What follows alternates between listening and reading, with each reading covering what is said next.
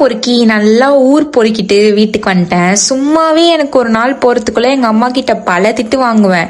இதுல வேற இப்பதான் இந்த ஸ்கூலு காலேஜ்ல எல்லாம் டேர்ம் லீவ்லாம் விட்டா அடுத்த நாள் ஸ்கூல் போகும்போது அன்னைக்கு ஏன் தான் வந்துச்சோ ஸ்கூல் போயே ஆகணுமான்னு இருக்கும்ல, அந்த மாதிரி இன்னைக்கு என் பேருக்கு நேரம் ஆப்சென்ட் இல்லைன்னா இவ காணாம போயிட்டான்னு எழுதுற அளவுக்கு என்ன பண்ணணும்னே தெரியல. கடைக்கு போயிட்டு கடை ஏற கட்டிட்டு பார்த்தா சிப்ஸ்லாம் எடுத்து வைக்கவே இல்லை. எங்க அப்பா வேற என்னம்மா சிப்ஸ் காலி ஆயிடுச்சான்னு கேட்கறாரு. அப்பதான் எனக்கு எடுத்து வைக்கணும்னே தோணுச்சு.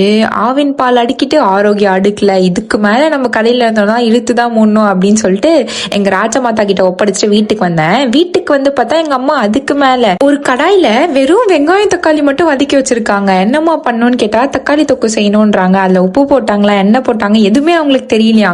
அதுக்கப்புறம் டேஸ்ட் பண்ணி அதை செஞ்சுட்டு ஒரு 6 முட்டையை நல்லா மிதக்க விட்டு கொதிக்க வச்சு அதை நிறுத்திட்டு அதுக்கப்புறம் இதுக்கு மேல இப்படியே இருந்தா சரியாகுதுன்னு சொல்லிட்டு நல்லா மூஞ்சு கழுவிட்டு வேலையை பார்க்க ஆரம்பிச்சேன். மூஞ்சு கழுவிட்டா ஒரு எனர்ஜி வந்துடும், எல்லா வேலையும் செஞ்சிடலான்னு பார்த்தா நான் ஒரு பிளான் போட்டா என் மூளை அதுக்கு மேல ஒரு பிளான் போடுது. எங்க அம்மா தெளிவா சொல்லி அனுப்பிச்சிருந்தாங்க, துணி காய வச்சிருக்கேன் அதை எல்லாத்தையும் எடுத்துட்டு திருப்பி காய போடு.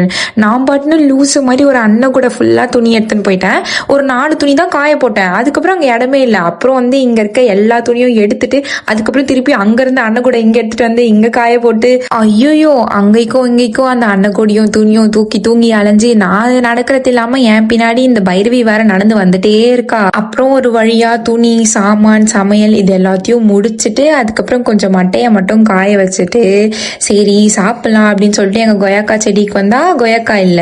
என்னடா இந்த சுபானுக்கு வந்த சோதனைன்னு சொல்லிட்டு நான் ஹோம்ஒர்க் எழுதுறதே ஒரு பெரிய விஷயம் இல்ல. சாம் வேற அக்கா நம்ம ஹோம்ஒர்க் எழுதலான்னு வந்தா.